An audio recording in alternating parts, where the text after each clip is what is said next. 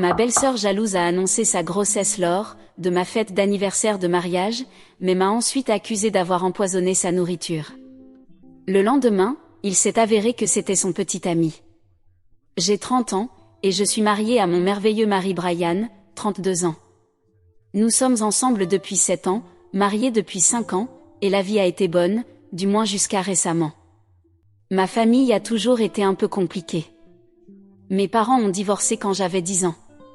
Ma mère est partie et nous n'avons plus aucun contact depuis. Mon père, 55 ans, s'est remarié avec Diane, 50 ans, quand j'avais 15 ans. Elle a amené sa fille Mélissa, 28 ans, dans la famille.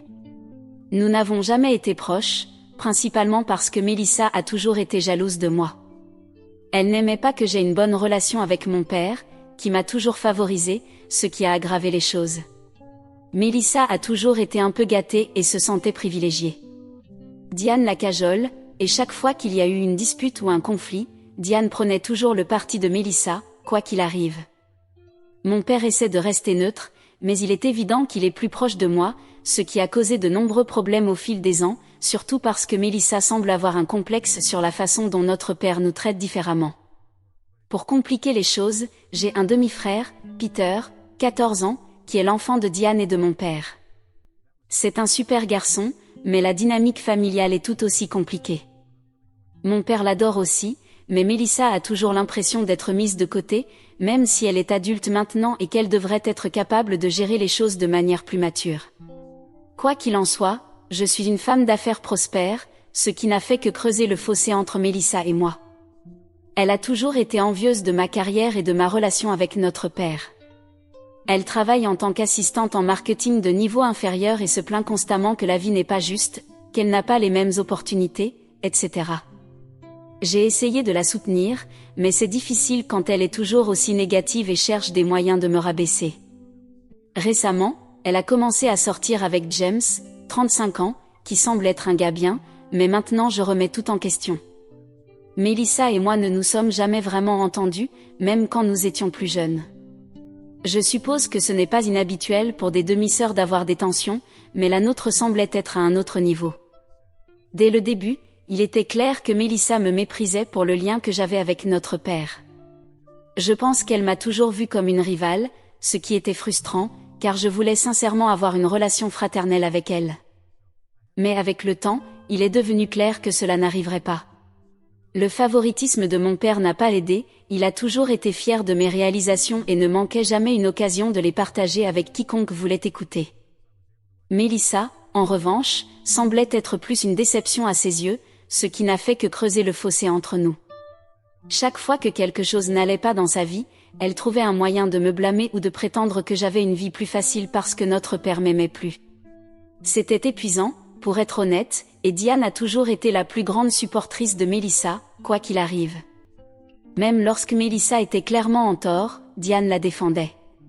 Cela a causé beaucoup de friction entre Diane et mon père aussi, mais il n'est jamais du genre à affronter les choses de front, il essaie simplement de maintenir la paix, ce qui signifie souvent laisser passer les choses, à ma grande frustration. Au fil des années, la jalousie de Mélissa s'est transformée en quelque chose de plus toxique. Elle n'a jamais été heureuse pour aucun de mes succès et essaie souvent de les minimiser. Quand je me suis mariée avec Brian, elle a à peine reconnu le fait et a tout centré sur le fait qu'elle était célibataire et que c'était injuste. Quand j'ai lancé mon entreprise, elle l'a dénigré, disant que je n'avais réussi que grâce au soutien de notre père. C'est comme si elle ne pouvait pas supporter de me voir heureuse ou accomplie, ce qui rend impossible pour nous d'avoir une relation réelle. Malgré tout cela, j'ai essayé de maintenir la paix. Je ne fais pas exprès d'étaler mes succès devant elle, et j'ai même fait des efforts pour l'inclure dans des événements, en espérant que cela pourrait améliorer notre relation. Mais rien n'est jamais suffisant. Quoi que je fasse, elle trouve toujours un moyen de tordre la situation en quelque chose de négatif. C'est épuisant, honnêtement, déchirant, car j'aurais aimé que les choses soient différentes. L'une des parties les plus douloureuses de ma vie a été ma lutte contre l'infertilité. Il y a 3 ans, Brian et moi avons décidé que nous étions prêts à fonder une famille. Nous étions si enthousiastes et optimistes, mais les choses ne se sont pas passées comme prévu.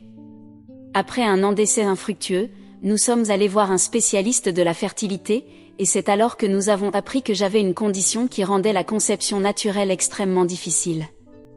Nous avons tout essayé, des médicaments, des traitements, et même la FIV, mais rien n'a fonctionné. Chaque échec était comme un coup de poing dans l'estomac, et cela a eu un impact émotionnel énorme sur nous deux. Nous étions dévastés, d'autant plus que nous avions toujours rêvé d'avoir une grande famille. Cela a été incroyablement difficile pour notre relation à certains moments, le stress et la déception étaient accablants, et il y a eu des moments où je me suis sentie complètement désespérée. Ma famille est au courant de nos difficultés, y compris Mélissa. Au début, tout le monde était très solidaire. Mon père a essayé d'être là pour moi à sa manière, mais il n'a jamais été doué pour les choses émotionnelles. Diane a été plus présente, offrant de nous aider avec tout ce dont nous avions besoin. Même Mélissa semblait compatissante au début, mais cela n'a pas duré longtemps. Il ne fallut pas longtemps avant qu'elle commence à faire de petites piques et des commentaires blessants. Je me souviens d'une fois où elle a mentionné en passant combien j'avais de la chance de pouvoir me concentrer sur ma carrière sans le fardeau des enfants. Cela m'a fait mal, surtout venant de quelqu'un qui savait combien je voulais être mère. C'était comme si elle prenait plaisir à ma douleur, ce qui faisait encore plus mal que je ne saurais l'exprimer. C'est déjà assez difficile de gérer l'infertilité sans que quelqu'un de sa propre famille ne frotte du sel dans la plaie. Comme si cela ne suffisait pas, Mélissa parlait de ses propres projets d'avoir des enfants un jour, presque comme si elle me provoquait. Elle parlait de la facilité avec laquelle elle tomberait enceinte quand elle le voudrait, qu'elle n'avait aucune hâte parce qu'elle avait tout le temps du monde. C'était cruel, et je ne comprenais pas pourquoi elle disait de telles choses en sachant ce que je traversais. Mélissa a toujours été un peu une drama queen, pour être honnête. Elle est célibataire, travaille comme assistante en marketing de bas niveau, et se plaint constamment de la façon dont la vie n'a pas tourné comme elle le voulait. Elle a toujours été du genre à rechercher l'attention, même si cela signifie exagérer ou inventer des histoires pour l'obtenir. J'ai perdu le compte du nombre de fois où elle a prétendu être malade, pour miraculeusement se rétablir le lendemain lorsque quelque chose de divertissant se présente. Récemment, elle a commencé à sortir avec ce type, James, 35 ans, et au début, je pensais que cela pourrait être bon pour elle. Il semblait être un homme gentil, accompli et terrax en grave terre, exactement ce dont Mélissa avait besoin. Mais à mesure que leur relation progressait, j'ai commencé à remarquer des signaux d'alarme. Pour commencer, Mélissa a poussé James à aller plus vite qu'il ne se sentait à l'aise. Elle parlait de mariage et d'avoir des enfants après seulement quelques mois de relation, ce qui me semblait un peu précipité, surtout compte tenu de son passé de vouloir des choses pour de mauvaises raisons. Mélissa a toujours eu ce besoin désespéré de se mesurer à moi, ou plutôt de me surpasser. C'est comme si elle ne pouvait pas être heureuse à moins de sentir qu'elle me dépassait d'une manière ou d'une autre. Je l'ai vue à maintes reprises, que ce soit dans nos carrières, nos relations, ou maintenant avec l'idée de fonder une famille. C'est épuisant, et je suis arrivée à un point où je ne sais plus quoi faire pour maintenir la paix. Elle est également connue pour exagérer les choses afin de susciter la sympathie. Quand elle était plus jeune, elle feignait des blessures pour éviter les cours de gym ou inventait des histoires sur la façon dont ses professeurs étaient injustes.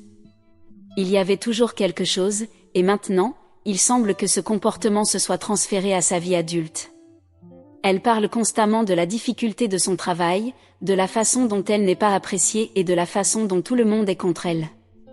Il est difficile de ressentir de la sympathie pour quelqu'un qui joue toujours la victime, surtout quand on sait qu'elle n'est pas complètement honnête.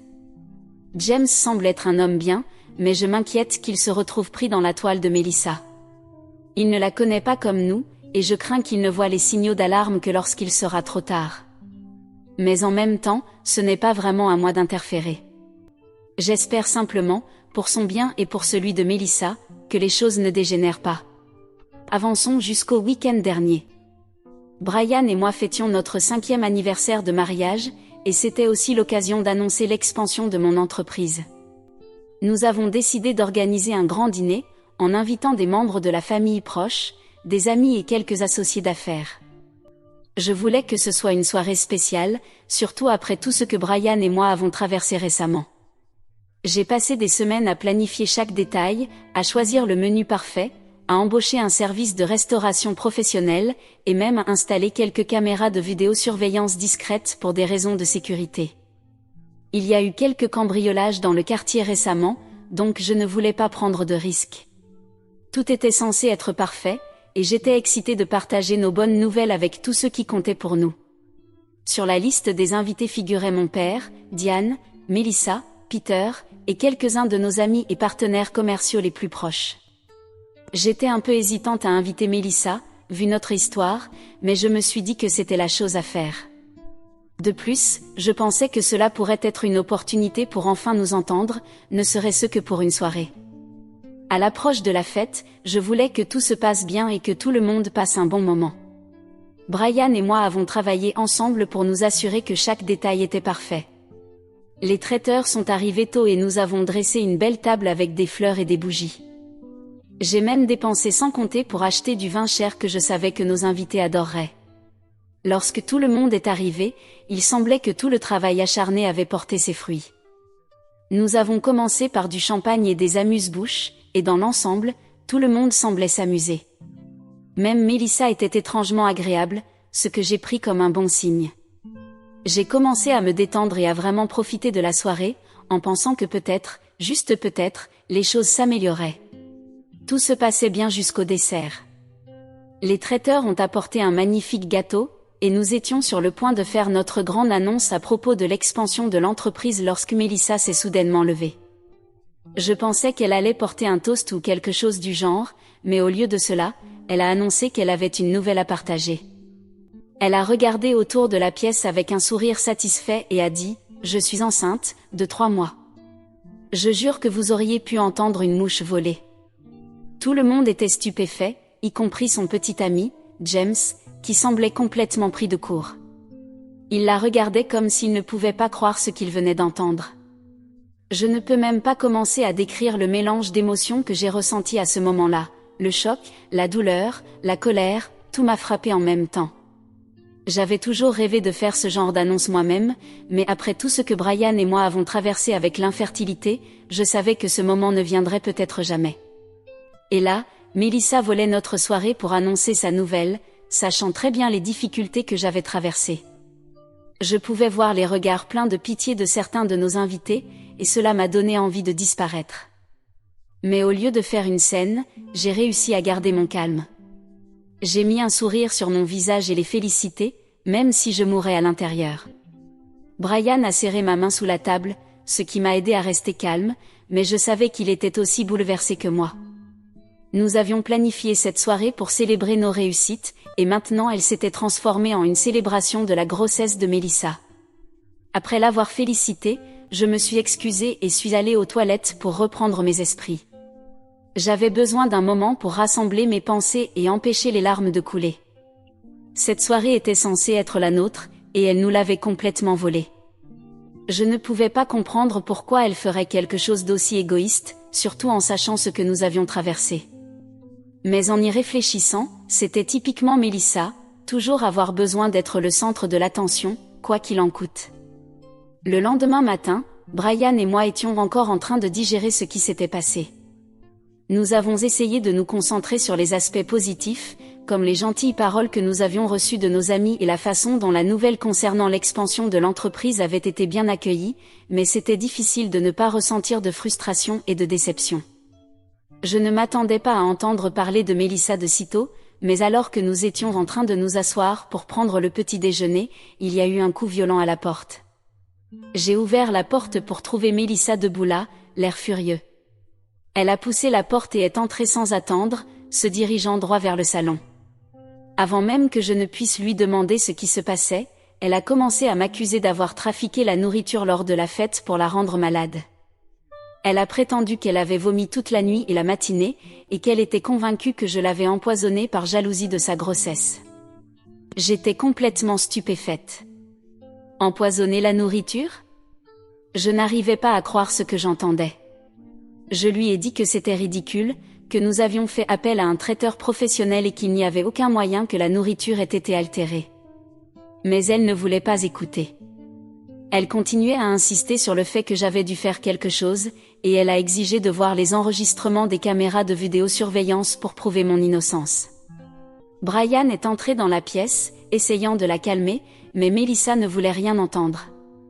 Elle criait, lançant toutes sortes d'accusations absurdes, et honnêtement, je ne savais pas comment réagir. J'étais blessée et en colère qu'elle puisse même penser que j'étais capable d'un acte aussi méchant. La situation a rapidement dégénéré. Mélissa a menacé d'appeler la police et de porter plainte si je ne lui montrais pas les enregistrements sur le champ. Elle agissait de manière complètement irrationnelle, et je ne savais pas quoi faire. Une partie de moi voulait la mettre dehors, mais une autre partie de moi voulait lui montrer les enregistrements juste pour lui fermer la bouche et prouver que je n'avais rien fait de mal.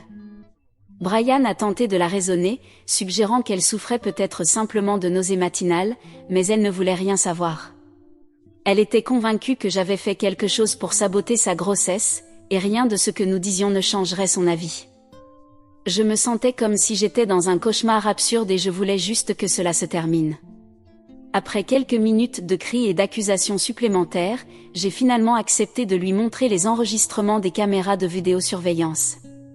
J'ai pensé que c'était la seule façon de la calmer et de nous laisser tranquilles. Brian et moi l'avons conduite dans la pièce où nous stockons les enregistrements, et j'ai sorti les vidéos de la veille. Pendant que nous regardions les vidéos ensemble, je jetais des coups d'œil à Mélissa, attendant qu'elle se rende compte à quel point ces accusations étaient ridicules. Les vidéos montraient tout, l'arrivée des invités, le service du dîner, et tout le monde profitant de la soirée. Il n'y avait rien d'inhabituel, aucun comportement suspect, et certainement aucune preuve que j'avais trafiqué la nourriture. Mais au lieu de reculer, Mélissa a redoublé d'efforts. Elle a commencé à analyser chaque petit détail dans les vidéos, affirmant que certains invités semblaient mal à l'aise ou que peut-être les traiteurs avaient fait quelque chose à ma demande. Elle s'accrochait à des détails insignifiants, et il était clair qu'elle n'allait pas lâcher prise. Puis, tout à coup, elle s'est tournée vers moi et m'a dit que si je ne confessais pas ce que j'avais fait, elle allait passer à la vitesse supérieure. Elle parlait de porter plainte, d'aller voir la police, et même de me poursuivre en justice pour ce qu'elle prétendait être une tentative de nuire à son enfant à naître. Je ne l'avais jamais vue aussi en colère, si déterminée à me faire passer pour la méchante dans son histoire. Brian a de nouveau essayé d'intervenir, en suggérant que Mélissa était peut-être simplement dépassée par tout ce qui se passait dans sa vie, mais elle n'en voulait rien savoir. Elle était résolue à me faire payer pour quelque chose que je n'avais même pas fait. Je me sentais piégée, si je ne lui montrais pas les vidéos, elle penserait que je cachais quelque chose, mais même avec les vidéos, elle n'était pas satisfaite. Je ne savais plus quoi faire pour prouver mon innocence, et l'idée qu'elle prolonge cette affaire avec la police ou devant un tribunal me terrifiait. J'étais complètement perdue et je voulais juste que tout cela se termine. Maintenant, je me demande, Reddit, comment dois-je gérer cette situation ? Dois-je continuer à essayer de raisonner avec Mélissa ou dois-je simplement la laisser aller au bout de ses menaces et gérer les conséquences ? Je suis tellement confuse et blessée par tout cela, et je ne sais pas quoi faire. Mise à jour 1. Salut Reddit, merci pour vos conseils et votre soutien. Les choses ont pris un tournant inattendu et je dois partager ce qui s'est passé ensuite. Après la crise de Mélissa, j'ai décidé de revoir les vidéos de surveillance de plus près, juste pour être sûr que je n'avais rien manqué. Je ne m'attendais pas à trouver quoi que ce soit, mais j'étais désespérée de prouver mon innocence et de mettre fin à ce cauchemar. Alors que je regardais les vidéos, quelque chose a attiré mon attention. Pendant la fête, il y a eu un moment où James, le petit ami de Mélissa, se tenait près de la table des boissons. C'était subtil, mais j'ai remarqué qu'il avait glissé quelque chose dans le verre de Mélissa pendant qu'elle ne regardait pas. Qu'est-ce que c'était que ça ? J'ai regardé la vidéo plusieurs fois pour être sûr que je ne rêvais pas, mais c'était clair comme de l'eau de roche. James avait définitivement mis quelque chose dans son verre. J'étais sous le choc. Qu'est-ce qu'il avait fait ? Pourquoi ? Je savais que je devais le confronter à ce sujet, mais je savais aussi que cela allait encore plus envenimer les choses. J'ai appelé James et lui ai demandé de venir. Il semblait nerveux, mais il a accepté. Quand il est arrivé, je n'ai pas perdu de temps. Je lui ai montré la vidéo et lui ai demandé des explications. Au début, il a essayé de nier, mais quand il a réalisé qu'il n'y avait pas moyen d'y échapper, il a fini par avouer. James a admis qu'il avait mis une pilule du plan B dans le verre de Mélissa. Il a dit qu'elle le poussait à avoir un bébé et qu'il n'était pas prêt pour un tel engagement. Apparemment, Mélissa lui avait menti en prétendant qu'elle prenait des contraceptifs, et il avait paniqué quand il l'a découvert. Alors, dans un moment de panique, il a mis la pilule dans son verre, espérant empêcher une grossesse sans avoir à la confronter directement. J'étais sans voix. Son petit ami la droguait pour empêcher qu'elle tombe enceinte? Pour de vrai? Après que James ait confessé, je ne savais pas quoi faire ensuite.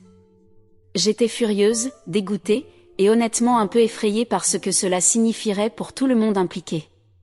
Mais je savais que je ne pouvais pas garder cela pour moi.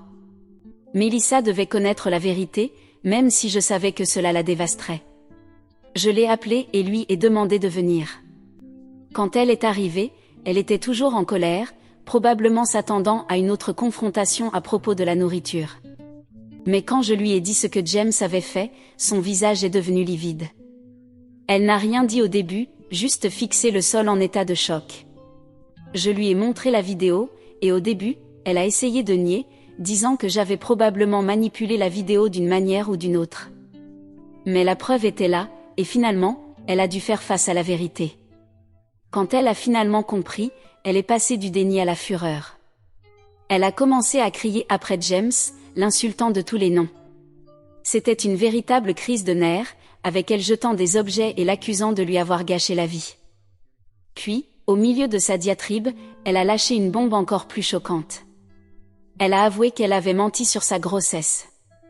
Elle a dit qu'elle avait inventé la grossesse pour essayer de piéger James et l'obliger à rester avec elle, parce qu'elle avait peur qu'il la quitte. Elle pensait que s'il croyait qu'elle portait son enfant, il n'aurait pas d'autre choix que de s'engager pleinement envers elle. J'étais complètement abasourdie.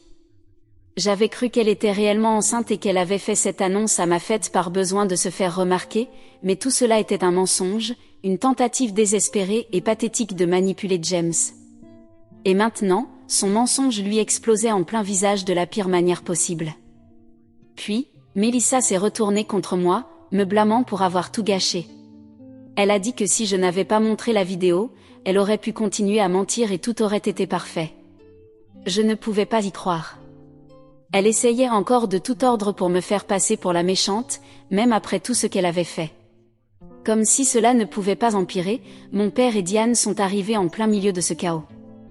Apparemment, Melissa les avait appelés en chemin, en train de se plaindre que j'étais en train de manigancer contre elle, alors ils étaient venus pour régler les choses. Mais ils sont arrivés juste au moment où Melissa perdait totalement le contrôle sur James. C'était le chaos total. Diane a immédiatement pris la défense de Melissa, exigeant de savoir ce que j'avais fait pour la bouleverser. J'ai essayé de tout expliquer, James mettant quelque chose dans son verre, Melissa mentant à propos de la grossesse, mais Diane ne voulait rien entendre. Elle m'a accusé d'avoir tendu un piège à Melissa, disant que j'avais toujours été jalouse et que je cherchais juste un moyen de lui gâcher la vie. Mon père, quant à lui, est resté silencieux au début. Il a regardé les vidéos, écouté ce que James avait à dire, puis s'est tourné vers Melissa avec un regard que je n'avais jamais vu auparavant. De la déception ne commence même pas à décrire ce qu'il ressentait. Il ne pouvait pas croire ce qu'elle avait fait, mentir à propos de quelque chose d'aussi sérieux qu'une grossesse, manipuler tout le monde autour d'elle, et ensuite se retourner contre moi pour avoir exposé la vérité. Mon père a pris mon parti dans le conflit avec Melissa.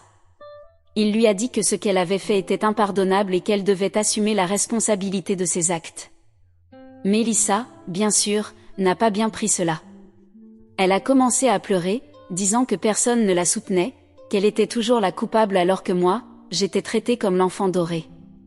Diane était furieuse contre mon père de ne pas défendre Melissa. Elle l'a accusé d'avoir abandonné la famille et de m'avoir laissé le monter contre eux. Tout cela s'est transformé en une énorme dispute entre mon père et Diane, avec Melissa qui hurlait en arrière-plan. C'était un désastre total, et je voulais juste que tout le monde parte. Finalement, ils l'ont fait.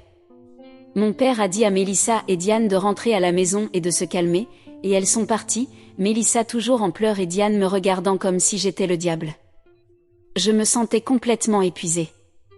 Tout ce que je voulais, c'était une célébration agréable pour notre anniversaire et pour nos nouvelles professionnelles, et maintenant ma famille était en lambeaux à cause de ce chaos. J'aurais vraiment besoin de quelques conseils sur la façon de gérer cette situation, car en ce moment, je suis complètement perdue. Mise à jour 2. Salut Reddit, je suis de retour avec plus de mises à jour. Les choses ont été compliquées depuis ce jour chaotique, et j'essaie toujours de comprendre tout ce qui s'est passé. Après que la poussière soit retombée suite à la grande révélation sur la fausse grossesse de Melissa et James ayant mis quelque chose dans son verre, les rumeurs ont commencé à circuler parmi notre famille et nos amis. Je ne le voulais pas, mais vous savez comment cela se passe, les gens parlent. Quelques amis proches et associés d'affaires m'ont contacté, inquiets à propos du drame. Certains étaient solidaires, mais d'autres ont laissé entendre qu'ils craignaient que ce chaos puisse affecter la réputation de mon entreprise.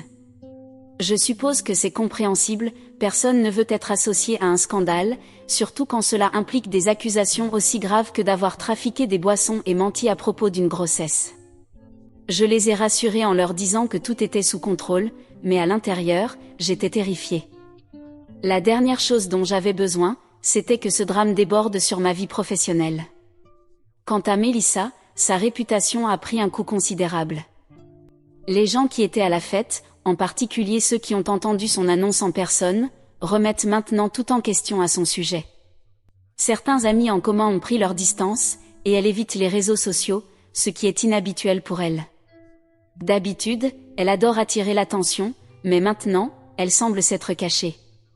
En termes de dynamique familiale, les choses sont devenues encore plus compliquées. James a rompu avec Melissa peu de temps après que tout soit sorti au grand jour. Il ne pouvait pas gérer les conséquences et était compréhensiblement furieux d'avoir été manipulé. Melissa, bien sûr, me blâme pour la rupture, prétendant que si je n'avais pas montré les vidéos, ils seraient encore ensemble. C'est du classique Melissa, détourner la faute au lieu d'assumer ses responsabilités. Mon père est vraiment bouleversé par tout cela. Il a toujours eu un faible pour Melissa, malgré son comportement, mais cette fois, il semble reconsidérer cela. Il a parlé de couper les liens avec elle, ce que je n'aurais jamais cru entendre de sa bouche. Cela a tendu encore plus sa relation avec Diane, qui continue de défendre Melissa. Les choses entre eux sont tendues, pour dire le moins, et je crains que cela ne mène à des problèmes plus graves dans leur mariage. Avec tout ce qui s'est passé, j'ai sérieusement envisagé de prendre des mesures légales contre James. Ce qu'il a fait, mettre quelque chose dans le verre de Melissa, même si c'était du plan B, était complètement déplacé. J'ai consulté un avocat, et bien qu'il m'ait dit que j'avais un cas si je voulais porter plainte, il m'a aussi prévenu que cela pourrait devenir compliqué. James pourrait contre-attaquer pour diffamation, surtout maintenant que tout est devenu public. Il y a beaucoup à considérer, et je ne suis pas sûre que cela vaille le stress supplémentaire. En même temps, Melissa a commencé à proférer des menaces de poursuites judiciaires contre moi pour stress émotionnel. Elle affirme que, en montrant les vidéos de surveillance et en exposant ses mensonges, j'ai causé un traumatisme émotionnel sévère. C'est absurde, mais l'avocat m'a conseillé de prendre cela au sérieux, au cas où elle déciderait de passer à l'action. Nous explorons des options pour une contre-plainte si cela devait arriver, mais honnêtement, l'idée d'aller au tribunal pour cela me donne la nausée. Je veux juste que ce cauchemar se termine. Pour aggraver les choses, Diane est entièrement du côté de Melissa. Elle a poussé mon père à prendre des mesures légales contre moi, ce qui est simplement insensé. Heureusement, mon père ne prend pas cette idée au sérieux, mais cela crée un fossé entre lui et Diane. Il a passé plus de temps chez nous, essayant d'éviter la tension à la maison. Je déteste le voir pris au milieu, mais je ne sais pas comment arranger les choses. En ce moment, je me concentre sur ma propre protection et celle de mon entreprise. J'ai installé des mesures de sécurité supplémentaires à la maison et au travail, juste au cas où les choses empireraient. J'ai aussi commencé à tout documenter, chaque interaction, chaque menace, afin d'avoir un dossier au cas où cela irait au tribunal. Cela peut sembler exagéré, mais je préfère être préparé que désolé. Dans une tentative de sauver ce qui reste de notre famille, mon père a suggéré que nous essayions la thérapie familiale. Il est désespéré de réparer les choses avec Diane, et je pense qu'il espère toujours qu'il y a une chance de rétablir notre relation avec Melissa. Je n'étais pas enthousiasmée par l'idée, mais j'ai accepté parce que je savais combien cela comptait pour lui.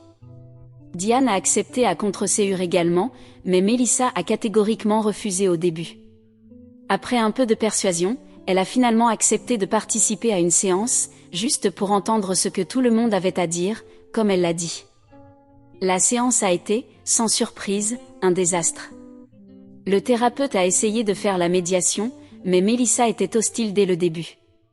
Elle a passé la majeure partie de la séance à jouer la victime, m'accusant de lui avoir gâché la vie et prétendant que j'avais toujours été jalouse d'elle. Elle n'arrêtait pas de dire que si je n'avais pas interféré, elle et James seraient heureux et planifieraient leur avenir ensemble. Tout tournait autour du fait que je l'avais exposée, et de combien il était injuste qu'elle soit la seule à souffrir pour cela. Diane n'a pas été mieux. Elle a défendu Mélissa à chaque occasion, me blâmant pour avoir attisé les choses et causé tout ce drame. Elle a même osé suggérer que j'aurais dû garder le silence à propos des vidéos de surveillance et régler les choses en privé pour éviter d'embarrasser Mélissa. Je ne pouvais pas croire ce que j'entendais. Comme si j'aurais dû simplement laisser Mélissa continuer avec ses mensonges et manipulations pour maintenir la paix. Mon père a essayé de rester neutre, mais même lui a perdu patience à un moment donné. Il a dit à Mélissa qu'elle devait assumer la responsabilité de ses actions et arrêter de blâmer les autres pour ses problèmes. Diane a pris cela comme une trahison, et les deux ont fini par se disputer bruyamment. Le thérapeute a tenté de reprendre le contrôle, mais il était trop tard. Mélissa est sortie en furie, criant qu'elle en avait assez de nous tous, et Diane l'a suivie. La séance s'est terminée avec mon père assis là, l'air abattu. Il s'est excusé auprès de moi, disant qu'il ne savait plus quoi faire et qu'il était peut-être temps d'accepter que les choses ne s'amélioreraient pas. C'était déchirant de le voir aussi accablé, et cela m'a fait réaliser que cette situation pourrait être au-delà de toute réconciliation. Depuis la désastreuse séance de thérapie, les choses ont empiré pour Mélissa. J'ai appris par des amis communs qu'elle a perdu son emploi. Apparemment, son comportement était devenu erratique, et elle a manqué plusieurs jours de travail ou est arrivée en retard. Son patron a finalement perdu patience et l'a licenciée. Je ne peux pas dire que je suis surprise, mais c'est toujours triste de la voir s'enfoncer ainsi. En plus de cela, elle a commencé à répandre des rumeurs sur moi en ligne. Elle a posté sur les réseaux sociaux, m'accusant de saboter sa vie et d'avoir monté notre famille contre elle. Elle a même insinué que j'avais manipulé les vidéos pour faire mal paraître James, ce qui est ridicule. La plupart des gens qui connaissent toute l'histoire ne la croient pas, mais il y en a quelques-uns qui semblent gober ses mensonges. C'est blessant, et cela me fait remettre en question si j'aurais dû garder tout cela pour moi, même si je sais que cela n'aurait fait que retarder l'inévitable. Mon père est hors de lui d'inquiétude. Il a essayé de joindre Mélissa, mais elle ne répond pas. Diane, bien sûr, est furieuse contre lui pour ne pas soutenir davantage Mélissa et le blâme pour l'avoir éloignée. Les choses entre eux sont suspendues à un fil, et je crains que leur mariage ne survive pas à cela. Mon père a même parlé de couper le soutien financier à Mélissa, espérant que cela la forcerait à se ressaisir, mais Diane est fermement opposée à cette idée. Je suis à bout. J'ai envisagé de couper totalement les ponts avec Mélissa, mais ce n'est pas si simple. Elle fait toujours partie de la famille, et malgré tout, une partie de moi se soucie encore d'elle. Mais je ne peux pas continuer à la laisser nous entraîner vers le bas. J'ai commencé à explorer des options légales pour me protéger des diffamations qu'elle répand en ligne. Mon avocat me conseille d'envoyer une lettre de cessation et d'abstention, mais je suis hésitante. Je ne veux pas aggraver la situation, mais je ne peux pas non plus la laisser continuer à répandre des mensonges à mon sujet. Mise à jour 3. 6 mois plus tard. Salut Reddit, cela fait 6 mois depuis que tout cela s'est passé, et j'ai enfin de bonnes nouvelles à partager. Après tout le stress, le drame et les montagnes russes émotionnelles, quelque chose de miraculeux est arrivé, j'ai découvert que j'étais enceinte. Et ce n'était pas par FIV ou par un autre traitement, cela s'est produit naturellement, contre toute attente. Brian et moi sommes aux anges, mais nous avons été prudents quant à qui nous l'avons dit, compte tenu de tout ce qui s'est passé avec Mélissa. Nous avons décidé de garder cela secret jusqu'à ce que je sois bien avancée dans mon 2e trimestre. Après des années de chagrin et de déception, nous avons enfin quelque chose à célébrer, mais en même temps, il y avait cette peur sous-jacente de la façon dont Mélissa réagirait si elle l'apprenait. Elle a été incontrôlable depuis l'incident avec James, et la dernière chose que nous voulions, c'était qu'elle trouve un moyen de gâcher cela pour nous aussi. Nous avons gardé la grossesse secrète, ne le disant qu'à quelques amis proches et à la famille immédiate. Mon père était ravi quand nous lui avons dit et a été incroyablement soutenant. Diane, en revanche, a eu une réaction plus mitigée. Elle semblait heureuse pour nous, mais aussi un peu distante. Je pense qu'elle lutte encore avec tout ce qui s'est passé avec Melissa, et cela affecte la façon dont elle ressent nos nouvelles. Malgré la tension, Brian et moi nous concentrons sur le positif. Nous avons commencé à préparer la chambre du bébé et à faire des plans pour l'arrivée de notre enfant. C'est un grand soulagement d'être enfin dans cet état d'esprit après tout ce que nous avons traversé. Je ne peux pas dire que la peur que quelque chose ne se passe mal est complètement disparue, mais j'essaie de rester optimiste. Alors que nous nous rapprochions du moment où nous nous sentions prêts à annoncer la grossesse au reste de la famille, nous savions que ce serait délicat. Nous avons décidé de planifier une petite réunion intime avec seulement nos membres de la famille les plus proches, mon père, Diane, Peter et quelques amis. Mais nous avons pris la décision délibérée de ne pas inviter Melissa. Après tout ce qui s'est passé, nous avons estimé que c'était plus sûr et moins stressant de l'exclure. Le jour de la réunion est arrivé, et j'étais nerveuse mais excitée. Nous avions prévu un dîner simple, et après que tout le monde ait mangé, Brian et moi nous sommes levés pour faire notre annonce. Mon cœur battait à tout rompre alors que je disais à tout le monde les nouvelles, mais la réaction a été tout ce que nous aurions pu espérer.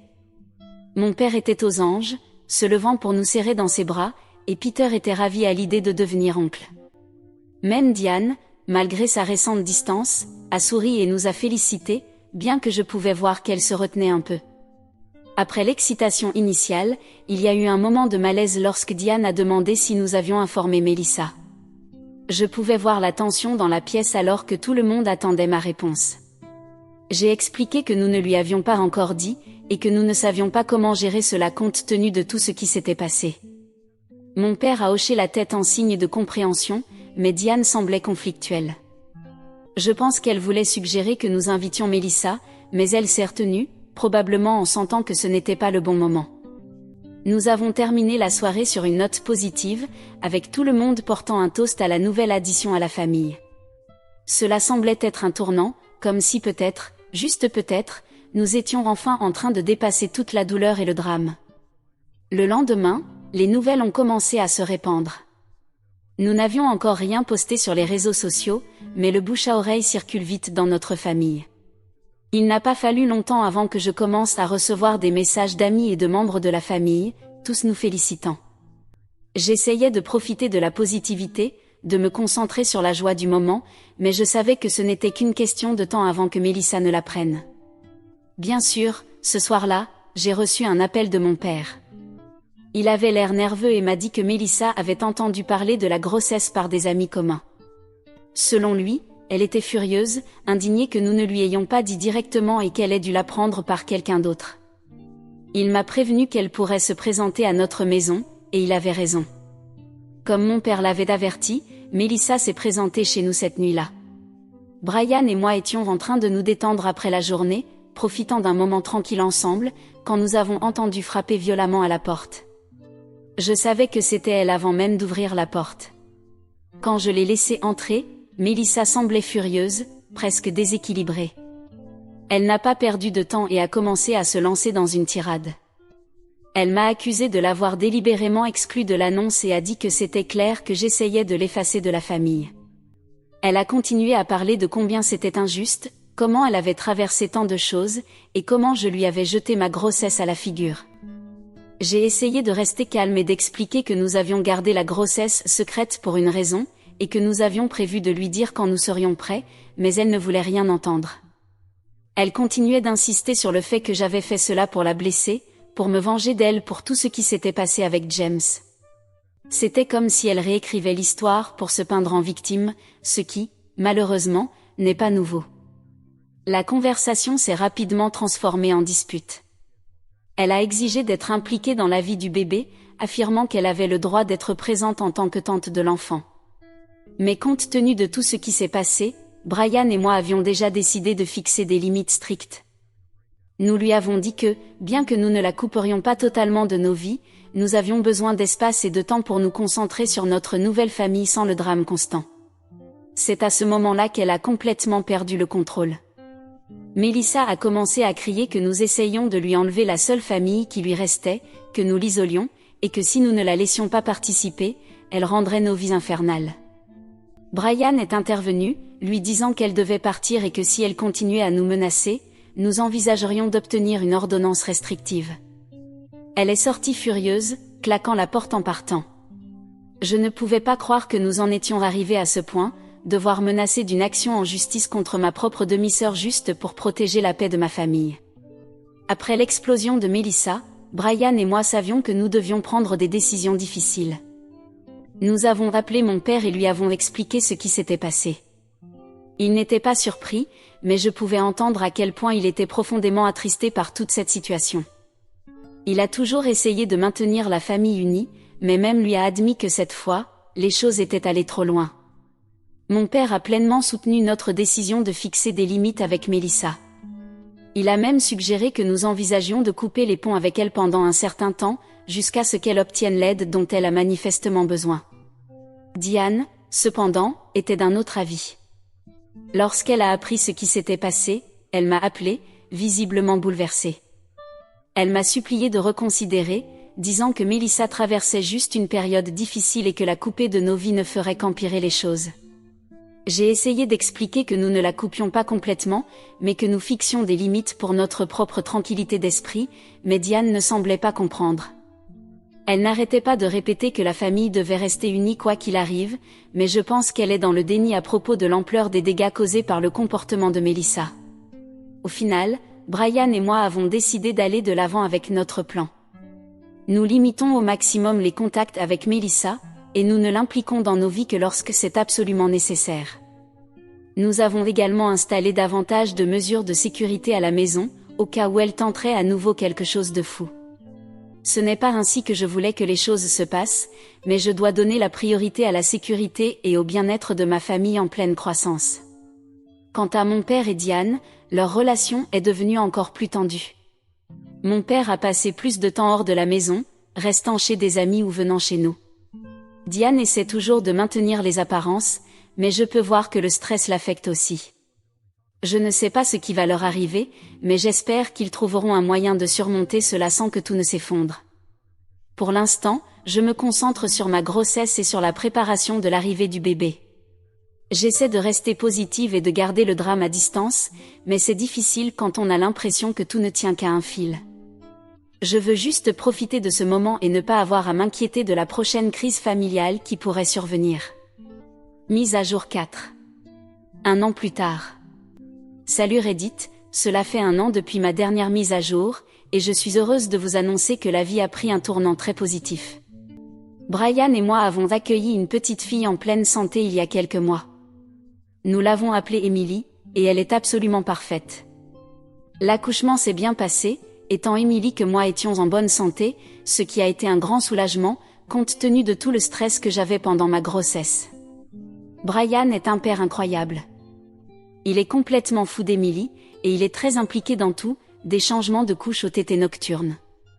Cela a encore renforcé notre lien, et je ne pourrais pas être plus reconnaissante de l'avoir à mes côtés. Quant au reste de la famille, les choses sont compliquées, mais gérables. Mon père est un grand-père dévoué, et il est presque tous les jours chez nous pour voir Emily, surtout avec le drame persistant avec Melissa et Diane.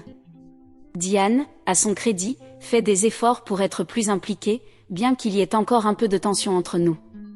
Elle essaie d'être une bonne grand-mère, et j'essaie de faire des compromis pour maintenir la paix. En ce qui concerne Melissa, après la confrontation d'il y a 1 an, nous avons maintenu nos distances comme prévu. Melissa n'a pas bien pris cela au début. Elle a continué à se plaindre en ligne et a fait quelques tentatives pour venir sans prévenir, mais quelque chose a changé il y a quelques mois.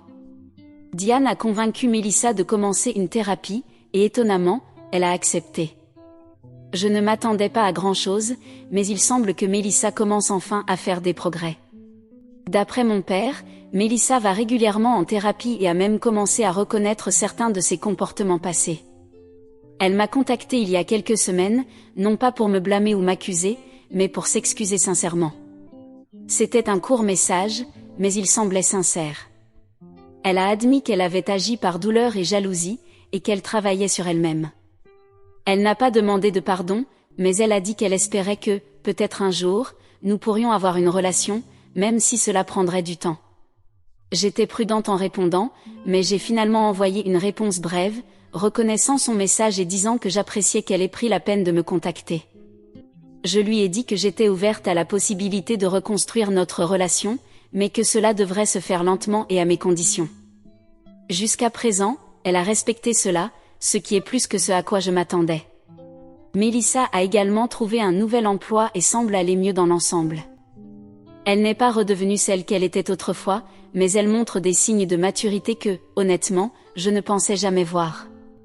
Je suis prudemment optimiste, mais je garde toujours mes distances.